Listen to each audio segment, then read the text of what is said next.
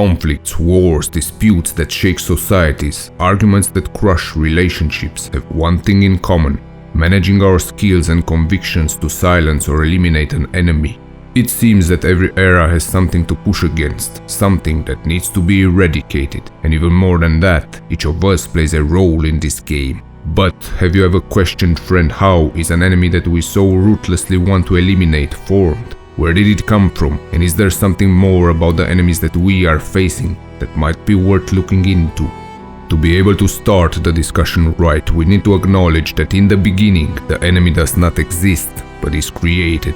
We dive deep into the unconscious of our own disowned darkness, and we paint strangers with the greed, the hatred, and the carelessness that we do not dare to claim as our own. You can see this process of forming enemies on all levels of society, at bigger scales between nations, political parties or groups, all the way down to smaller personal scoundrels. We blind ourselves to the stranger's individuality, erasing all hints of love, hope and humanity, twisting their image in our minds until they become simply a transformed creature, closer to a beastly figure from our nightmares than to a human being. And when the icon of the enemy is complete, killing without guilt and slaughtering without shame will become an act of kindness towards the sacred humanity to which such an enemy is but a simple impediment.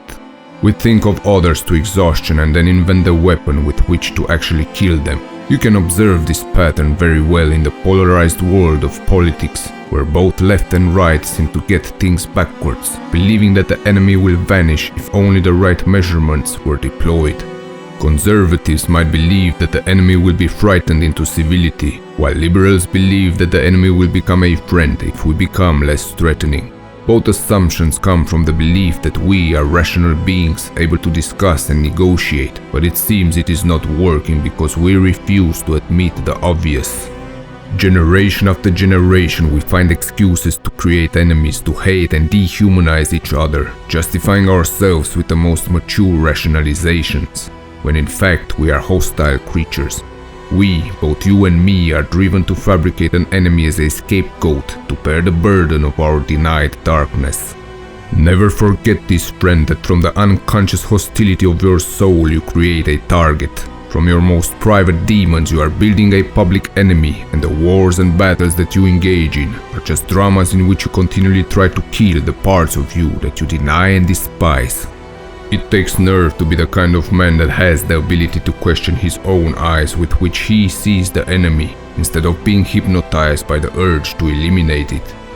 Have the courage to examine in detail how you manufacture the image of your perceived enemies, and be honest about the justifications that you use for your hostility.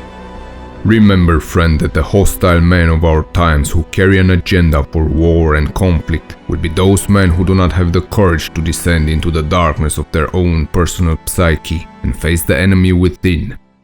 To be able to understand this process within yourself, you have to look at the roots of your own paranoia and understand that you, just like everyone else, have a tendency to project your own darkness onto someone else, dehumanizing him and blinding yourself to what you are doing, claiming righteousness and purity while attributing evil to the enemy you are creating. Whether you are encouraged by friends, media or your own fears, you begin a process of splitting your good self, the parts of you with which you constantly identify and which are celebrated, from the bad self, the unacceptable parts of you, the greed, the cruelty, sadism, hostility that you have to project onto an enemy just so that you can remain unconscious of them.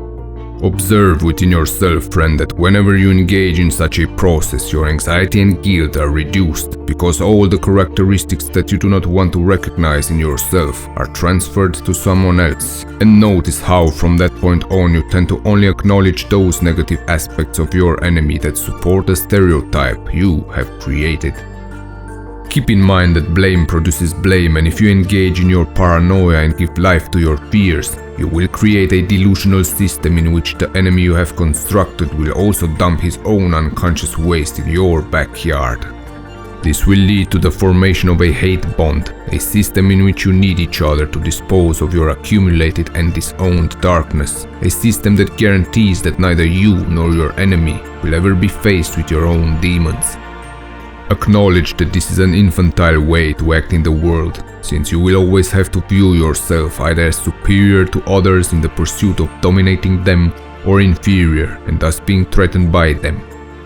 Dare to be a mature man, friend, and view the ones around you as equal by taking responsibility for the good and evil parts of yourself. Refuse to play the game in which statements like "I am innocent, he is guilty, I defend myself, he is the aggressor, we build weapons for defense, they build them for war," are used to give a sense of morality for eliminating evil and crushing your enemies. Have the courage to spot the moments when you scapegoat and create absolute enemies, not because you are cruel, but because focusing your anger on an outside target, striking at strangers, allows you to be part of a close group fulfilling your need to belong. On your quest to eliminate evil, to set the world right, out of your need to be recognized as good, to be heroic in the face of the evil you have created, out of the highest ideals and most noble aspirations, you will visit destruction and even death on all those who stand in the way of your so-called heroic destiny, becoming in part the same as the enemy that you are fighting against. Never forget, friend, that danger is real, and you should never become so naive as to believe that every threat is a construction of your own fears and denied traits. But remember the strong tendencies that you and all of us have to project onto someone else your dramatized struggles from your inner battles against paranoia, childish guilt, shame, hostility, cruelty, or fear. I dare you to recognize these and become the man that celebrates the courage of those who choose to struggle against their own demonic temptation, who take the wars and battles against all that is evil, perverse, distorted within themselves, and I dare you to have the courage to do the same. If you desire peace and understanding in the world around you, you have to build the nerve to demythologize the enemies that you are forming, own your darkness, and find resolutions for the multitude of ways in which you disown, deny, and project your selfishness, cruelty, and greed onto others. The greatest cruelties in human history have been carried out in the name of righteous causes, when the darkness of entire nations have been projected onto the face of an enemy, turning a group into a foe, a scapegoat, or an infidel. When you will be faced with rage and anger, when you will encounter your desire for conflict with an enemy in the name of redemption, will you be strong enough to question your perceptions? Will you be the man that has the backbone to first look inside his nightmares? Or will you be shamelessly throwing the first punch, relieved that you can avoid looking at your own demons? Will you create an enemy, or will you battle the evil within? The choice will be yours to make.